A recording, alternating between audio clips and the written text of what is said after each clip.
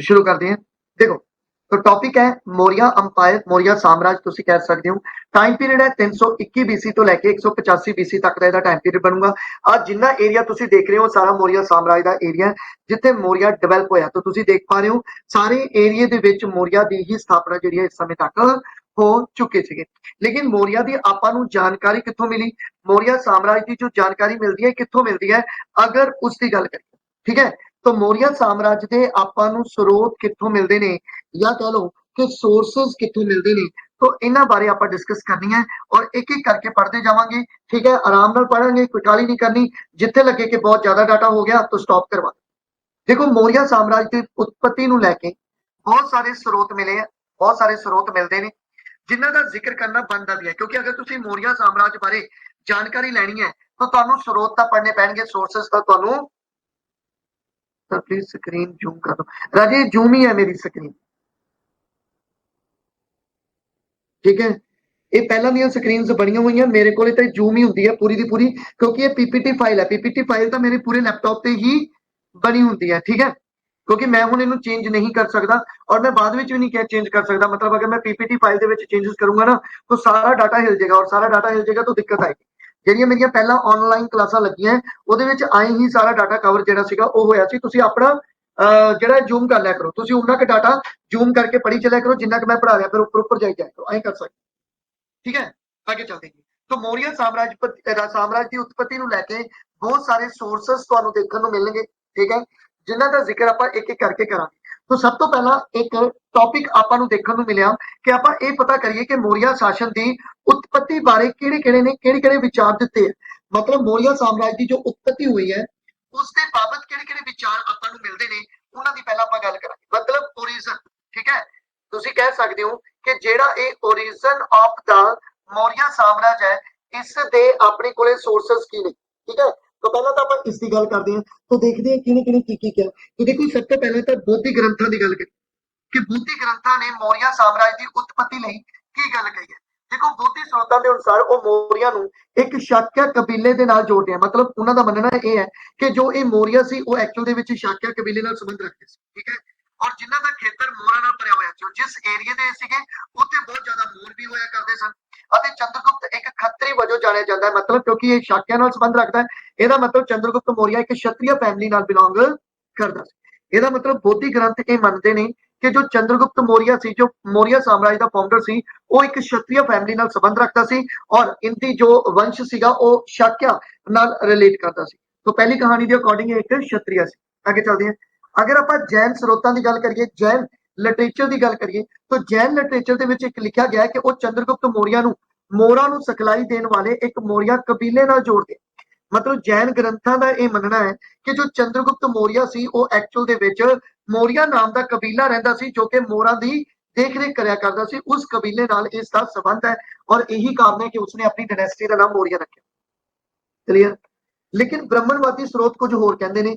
ब्राह्मणवादी स्रोत ये कहंदे ने कि मौर्य तां शूद्र फैमिली नाल बिलोंग करदे सी। मतलब तुसीं ये कह सकते हो कि चंद्रगुप्त मौर्य एक शूद्र फैमिली नाल बिलोंग करदा सी, ठीक है। तो ब्राह्मणवादी स्रोत से तुहानूं सीधा साधा एक क्वेश्चन आऊगा कि चंद्रगुप्त मौर्य नूं शूद्र किस लिटरेचर विच कहा गया। थल्ले ऑप्शन होणगे बौद्धिक स्रोत, जैन स्रोत, ब्राह्मणवादी स्रोत, यूनानी स्रोत। तो याद रखियो ब्राह्मणवादी स्रोतां दे विच चंद्रगुप्त मौर्य नूं शूद्र जिहड़ा सीगा ओह मन्निया जांदा। क्लियर। ये तो चीज सी सौखी और अपने इंडिया की। अगे चलते हैं। अगे आ गया यूनानी स्रोत।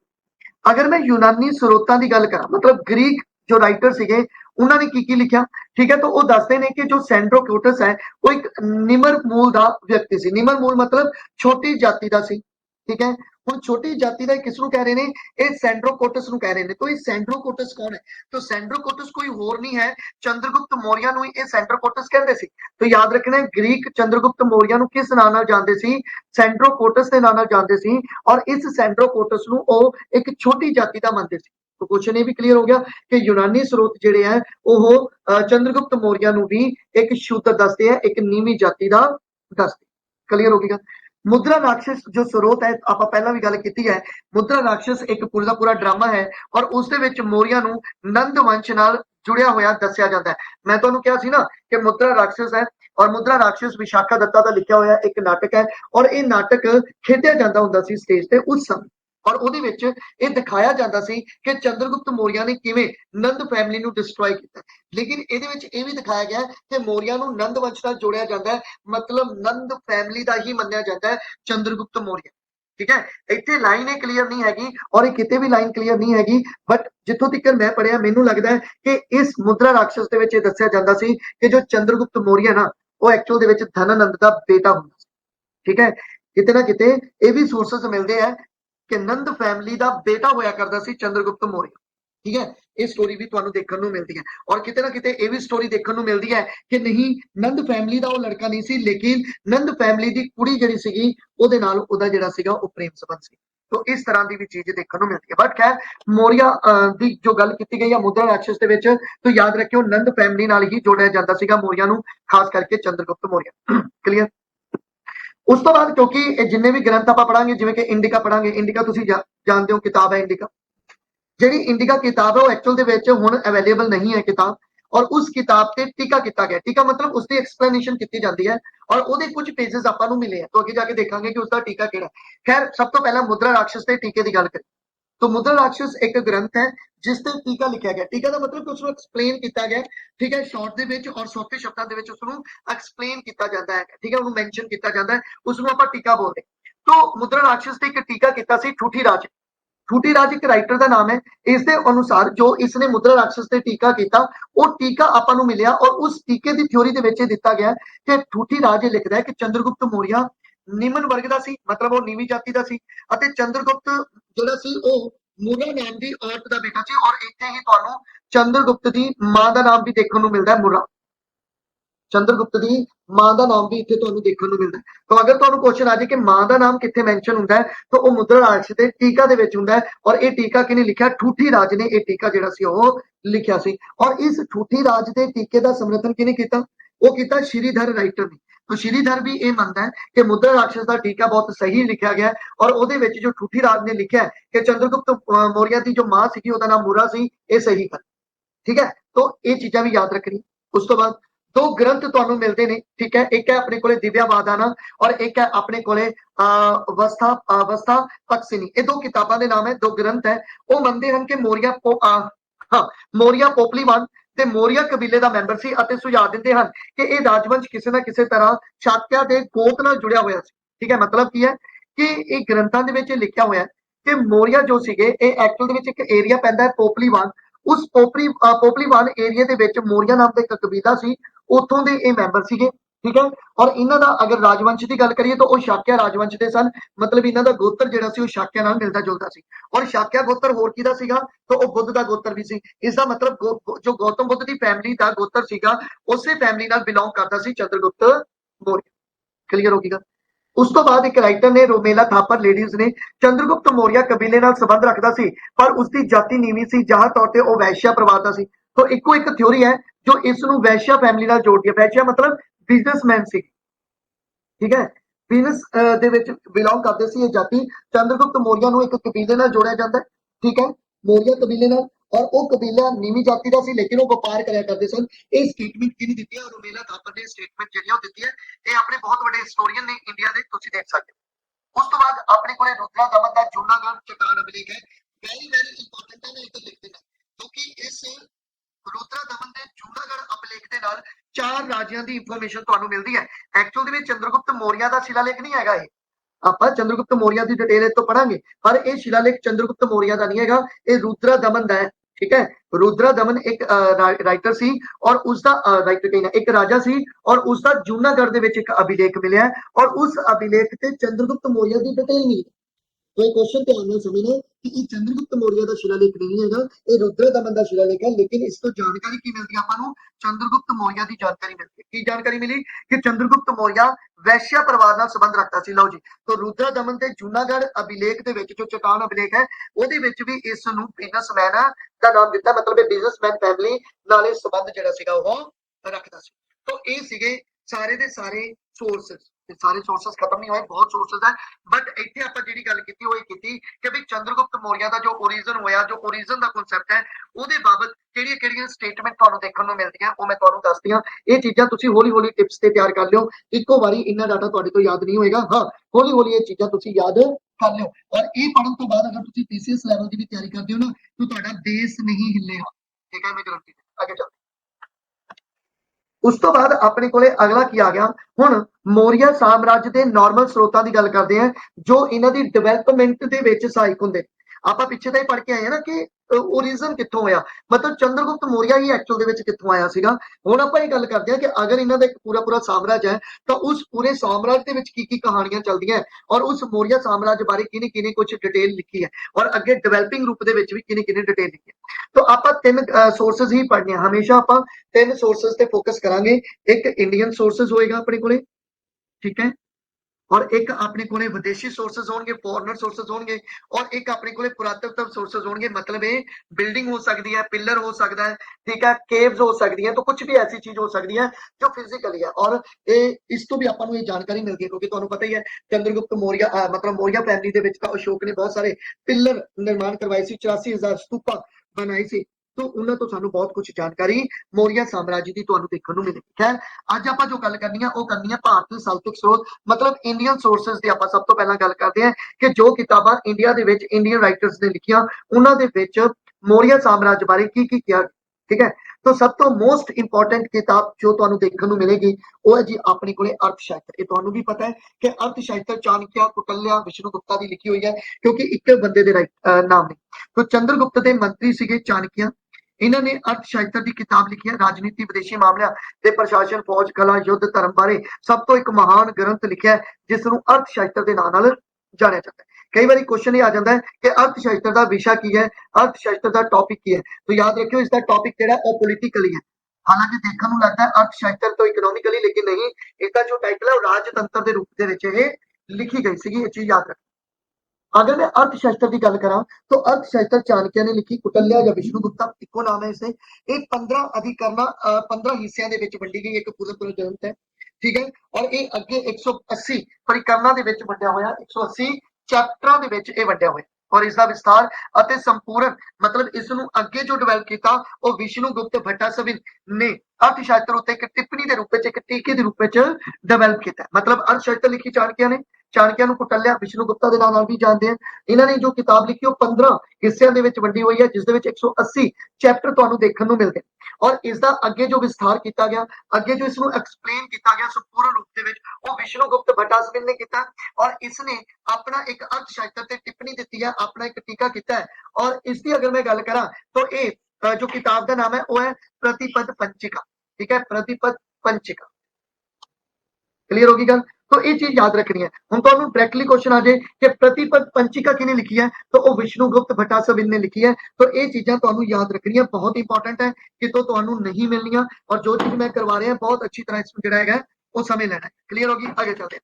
उस तो बाद है मुद्रा राक्षस। इस बारे आप गल कर चुके हैं। ये संस्कृत विच लिखा गया एक नाटक सीगा, 4वीं सदी गुप्त काल दे विच विशाखा दत्ता द्वारा लिखा गया। और तुहानू पता ही है विशाखा दत्ता जो है वो गुप्त वंश के राइटर के रूप में मन्निया जाता है। और एक इतिहासिक नाटक ने लिखा सी जिस विच चाणक्य की सहायता नाल उत्तरी भारत विच राजे चंद्रगुप्त मौर्य ने सत्ता विच आउण दा वर्णन किया।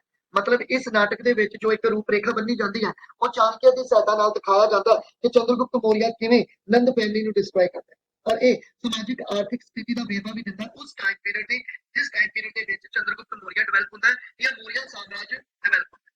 क्लियर। अगे पुराणा तो सानू मौर्य की की जानकारी मिली, देख लो। देखो पुराणा दे विच सानू ये पता चलता है कि पुराणा विच कुछ पुरानियां परंपरावां शामिल हैं जो मौर्य वंश का कालक्रम बयान कर। विष्णु पुराण नंदा की उत्पत्ति ਅਤੇ कुटल्या ਅਤੇ चंद्रगुप्त मौर्य का उन्होंने उखाड़ देने का वर्णन करता है विष्णु पुराण। मतलब ये जो डिटेल आप करते हैं ये विष्णु पुराण के विच भी लिखी हुई है। क्लियर। ये विष्णु पुराण के विच भी लिखी हुई है कि किवें चंद्रगुप्त मौर्य ने कुटल्या की मदद नाल, ठीक है, नंद फैमिली नूं डिस्ट्रॉय किया। याद रखनी है चीज़ां। उस तो बाद है जी अपने को एक किताब है महावमस्तिका। ये महावंशा ते एक टिप्पणी है। महावंशा एक किताब आप पहला भी पढ़ी है और 10वीं सदी में रची गई है जिस विच मौर्य की उत्पत्ति बारे जानकारी मिलती है। तो किताब याद रखियो, ठीक है, महावमस्तिका। और ये महावंशा ते एक टिप्पणी, ठीक है। उस तो बाद है प्रशिष्टि पर्वन। प्रशिष्टि पर्वन भी एक किताब है जो कि हेमचंद्र की लिखी है, काफी इंपॉर्टेंट किताब है। और एक जैन रचना है, मतलब एक जैनियों का एक ग्रंथ है प्रशिष्टि पर्वन जो कि हेमचंद्र का लिखा हुआ है। और इस चाणक्य की जीवनी नूं बयान किया है। तो तुहानू डायरेक्टली क्वेश्चन आ जाएगा कि चाणक्य की जीवनी बारे कित्थों पता लगता है। तो सृष्टि प्रबंध तो पता चलता पाया जो किने लिखी है, हेमचंद ने लिखी है, बारे महत्वपूर्ण जानकारी प्रदान है, जिवें कि उसका मुढ़ला जीवन मगध काल, मगध उत्ते जित अते जैन धर्म विच उसका परिवर्तन की गल की जाती है चंद्रगुप्त मौर्य की। ठीक है, तुहानू पता है ना चंद्रगुप्त मौर्य ने जैन धर्म ज्वाइन कर लिया। ठीक है, आगे चलते उस तो बाद बुद्ध की जातक स्टोरी, मैं तुहानू कहा कि जातक स्टोरीज की होंगी, बुद्ध के पिछले जन्म नाल रिलेटेड स्टोरीज है, तो बुद्ध के पिछले जन्म नाल रिलेटेड स्टोरीज जो बयान कीतियां बुद्ध दियां, तो उसदे विच कई कहानियां दा वर्णन है, ਉਹ ਸਾਨੂੰ ਗਿਲਡਾਂ ਦੀ ਪ੍ਰਚਲਿਤ ਸਮਾਜਿਕ ਵਿਵਸਥਾ ਦੀ ਮੌਜੂਦਗੀ ਬਾਰੇ ਦੱਸਦੀ ਹੈ ਕਿ ਉਸ ਸਮੇਂ ਦਾ ਜੋ ਸਮਾਜ ਸੀਗਾ ਉਹ ਕਿਸ ਤਰ੍ਹਾਂ ਦਾ ਸੀ, ਅਤੇ ਮੌਰੀਆ ਯੁੱਗ ਤੱਕ ਦੀ ਜਾਣਕਾਰੀ ਆਪਾਂ ਨੂੰ ਬਿਆਨ ਕੀਤੀ ਜਾਂਦੀ ਹੈ। ਕਿੱਥੇ ਬਈ? ਇਹ ਜਾਤਕ ਸਟੋਰੀ 'ਚ। ਹਾਲਾਂਕਿ ਜਾਤਕ ਸਟੋਰੀ ਦੇ ਵਿੱਚ ਤਾਂ ਗੌਤਮ ਬੁੱਧ ਦੇ ਪਿਛਲੇ ਜਨਮਾਂ ਨੂੰ ਦਰਸਾਇਆ ਜਾਣਾ ਸੀ, ਲੇਕਿਨ ਉਹ ਮੌਰੀਆ ਦੀ ਵੀ ਕਿਤੇ ਨਾ ਕਿਤੇ ਜਾਣਕਾਰੀ ਆ ਉਸ ਟਾਈਮ ਪੀਰੀਅਡ ਦੀ, ਜੋ ਟਾਈਮ ਪੀਰੀਅਡ ਉਸ ਸਮੇਂ ਚੱਲਦਾ ਪਿਆ ਸੀ ਜਦੋਂ ਇਹ ਜਾਤਕ ਸਟੋਰੀਜ਼ ਲਿਖੀਆਂ ਗਈਆਂ, ਉਹਨਾਂ ਦੀ ਸਟੋਰੀ ਨੂੰ ਵੀ ਇਹ ਬਿਆਨ ਕਰ। ਕਲੀਅਰ ਹੋ ਗਈ?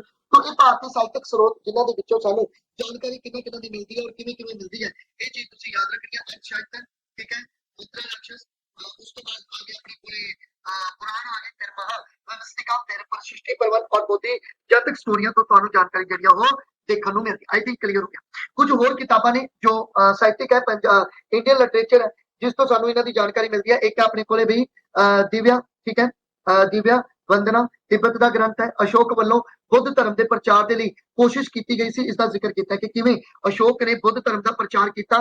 ये जानकारी भी तुहानू तिब्बत के ग्रंथ के विचों मिलती है, क्योंकि तुहानू पता ही है कि तिब्बत के विच भी अशोक ने जिहड़ा सीगा वो बुद्ध धर्म का काफी प्रचार जिहड़ा सी वो कीता सीगा। उस तो बाद काफी इंपॉर्टेंट किताबां ने कलहन दी राजतरंगिणी, ये तुहानू पता है हिस्टरी ऑफ कश्मीर ਨੂੰ ਬਿਆਨ ਕਰਦੀ ਹੈ, और इस दे विच भी कश्मीर, इस दे विच भी तुहानू काफी जानकारी मिलती है मौर्य दी, क्योंकि तुहानू पता है कि कश्मीर वाले एरिया दे विच भी इन्हां ने एक अपना डेवलपमेंट कीती सी। कश्मीर वाले एरिया दे विच भी इन्हां ने मतलब मौर्य ने अपना साम्राज्य स्थापित कीता सीगा। उस तो बाद सोमदेव दी कथा सरित सागर नाम की किताब है, जिस तो जानकारी मिलती है, और शमिंदर दी वृत कथा मंजरी नाम की किताब है, जिस तो तुहानू मौर्य काल की पूरी जानकारी देखने को मिलती है। चीज़ां थोड़ियां ही है, पर टिप्स ते रखनियां पैणियां, हौली हौली पढ़ना पएगा, हौली हौली याद होणियां। तुसीं कहो कि ज्यादा ग्रंथ है इक्को बारी याद करना, तो पॉसिबिलिटी नहीं है, इक्को बारी कुछ भी याद नहीं होएगा, हौली हौली चीज़ां नूं याद तुसीं करो। ठीक है, उस तो बाद अपने कोले मंजूश्री, ठीक है, विकल्प, ठीक है, तो ये भी एक किताब है, एक गैर प्रमाणिक बुद्धि रचना है।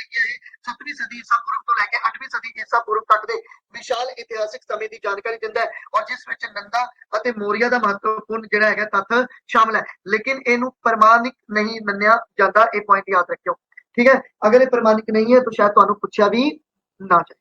क्लियर? तो ये सीगे तुहाडे इंडियन स्रोत जिन्हां तो सानू जानकारी मिली है। तो इंडियन लिटरेचर तो तुसीं ये पूरी डिटेल जिहड़ी आ वो याद रखनी है। पूरी डिटेल दे विच मतलब जिन्ने भी सोर्सेज है वो तुसीं याद करने। उस तो बाद है अपने कोले विदेशी साहित्यक स्रोत। अगर विदेशी साहित्यक स्रोतां की गल करिए, मतलब फॉरनर लिटरेचर किहड़े-किहड़े है, किहड़े-किहड़े वो फॉरनर राइटर सी जिन्हां ने चंद्रगुप्त मौर्य, अशोका या मौर्य फैमिली बारे लिखिया, उन्हां दी अगर गल करें तो यूनानी क्यों लिखते पे मौर्य, यूनानी क्यों लिखते पे मौर्य बारे? तो तुहानू पता है कि चंद्रगुप्त मौर्य का रिलेशन रहा ग्रीकां दे नाल, क्योंकि ग्रीकां दी कुड़ी जो हेलेना सी चंद्रगुप्त मौर्य नाल उसकी मैरिज रही है। यही कारण है कि ग्रीकां दे नाल वैसे भी इन्हां दी लड़ाई रही है, क्योंकि सलिक्स निकेटर नाल चंद्रगुप्त मौर्य की लड़ाई रही, फिर उस तो बाद मैरिज करवाई। ठीक है, तो कहने का भाव ग्रीकां नाल भी इन्हां दा काफी रिलेशन रहा मौर्य साम्राज्य का, इस करके ग्रीकां ने मौर्य बारे काफी डिटेल लिखी है। तो वो किहड़े-किहड़े राइटर ने, ग्रीक राइटर जिन्हां ने मौर्य साम्राज्य बारे जानकारी लिखी? तो एक अपने कोले यूनानी गवर्नर स्ट्रैबो, यूनानी गवर्नर स्ट्रैबो। तो देखो स्ट्रैबो ने महत्वपूर्ण भूगोलिक रचनावां लिखियां, मतलब तुसीं कह सकते हो कि ज्योग्राफिकली जो रचनावां वो लिखियां जांदियां स्ट्रैबो द्वारा, और उसने सेल्यूकस निकेटर बारे जानकारी दी है। सेल्यूकस निकेटर जो सिकंदर का जरनैल सी, और इसकी लड़ाई भी हुई है एक बार चंद्रगुप्त मौर्य नाल, लेकिन बाद विच कहंदे ने सेल्यूकस निकेटर ने मतलब कह लो कि हार गया, या मतलब इन्हां विच एक संधि होगी, और उस संधि के तहत सेल्यूकस निकेटर की कुड़ी हेलेना नाल मैरिज होती है चंद्रगुप्त मौर्य। ठीक है, तो चंद्रगुप्त मौर्य के ब्याह का बयान ही करता है कौन? स्ट्रैबो। ते आपां अपने वल्लों नहीं कह रहे, ये स्ट्रैबो दसदा पिया कि चंद्रगुप्त मौर्य का ब्याह होया सीगा हेलेना नाल, और हेलेना कौन सी? जो सेल्यूकस निकेटर की डॉटर थी। सेल्यूकस निकेटर की डायनेस्टी का नाम भी तुसीं याद रख सकते हो, इसकी डायनेस्टी का नाम भी हेलेनिस्टिक डायनेस्टी आई थिंक सीगी, अपनी कुड़ी के नाम से शायद वो रखी होगी, क्लीयर नहीं है, बट उसकी डायनेस्टी का नाम यानी कि यही सीगा, तो मिलता जुलता नाम है इसकी बेटी के नाम। तो वो चंद्रगुप्त दियां। अच्छा, उस तो बाद स्ट्रैबो एक चीज बहुत इंपॉर्टेंट लिखता है कि चंद्रगुप्त मौर्य जिहड़ा है ਉਹਦੇ ਜਿਹੜੇ अंगरक्षक सी ਉਹ ਮਹਿਲਾਵਾਂ ਹੁੰਦੀਆਂ ਸੀ। ठीक है, मतलब महिलावां के रूप में अंगरक्षक का बयान करता है स्ट्रैबो। ठीक है। तो कितनी इंटरेस्टिंग और इंपॉर्टेंट गल है, तुसी याद रख सकते हो कि चंद्रगुप्त मौर्य दियां जो बॉडीगार्ड सीगे, जो रक्षक सीगे, वो महिलावां दे रूप दे विच महिला अंग रक्षक के रूप में भी ये बयानबाजी की जाती है। उस तो बाद अपने को डायोडोरस नाम का एक राइटर है और डायोडोरस का काम पहली सदी ईसा पूर्व भारत का सब तो पहला उपलब्ध ग्रीक खाता है। मतलब अगर आप ग्रीक लिटरेचर की गल करिए इंडिया लेवल पे तो वो डायोडोरस ने ही लिखा और इसने की किया सी जो डायोडोरस ने अपनी किताब लिखी है, जो अपना ग्रंथ लिखा है, ये मैगथनीज की किताब, ठीक है, इंडिका का टीका है, ये तुसी याद रखना है, ठीक है। क्योंकि इंडिका की जो ओरिजिनल कापी है वो लॉस्ट हो गई है और इंडिका तो ही जो नोट्स तैयार किए गए थे उन्होंने नोट्स ਨੂੰ ही ਅਸੀਂ ਇਹ ਮੰਨ ਕੇ ਚੱਲਦੇ ਹਾਂ ਕਿ ਡਾਇਓਡੋਰਸ ਦੀ ਕਿਤਾਬ ਆ ਉਹ, ਮਤਲਬ ਜੋ ਇੰडिका ਦੇ ਨੋट्स ਸੀਗੇ, ਕਿਉਂਕਿ ਇੰडिका ओरिजिनल खत्म हो चुकी है, उसके नोट्स तो ਸਾਨੂੰ ਇਹ ਪਤਾ ਚੱਲਿਆ, ठीक है, चंद्रगुप्त मौर्य बारे और जिसकी जानकारी डायोडोरस दिंदा है।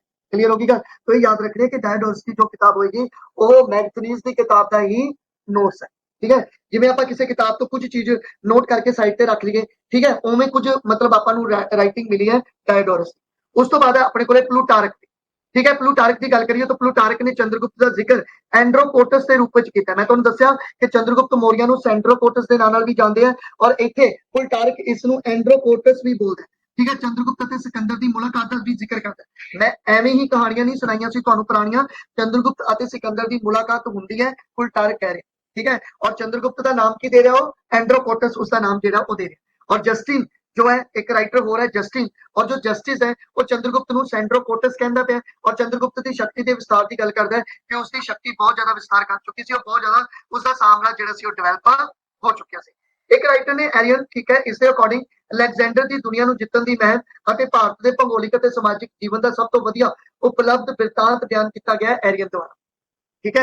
तो ये हो सकता है कि उससे ही अलेक्जेंडर के राइटरां विचों एक होवे, तो उस द्वारा ही अलेक्जेंडर दी जित्तां बारे जिहड़ी आ डिटेल लिखी गई है। क्लीयर हो गया? तो ये विदेशी स्रोत जिन्हां तो तुहानूं जानकारी मिल गई।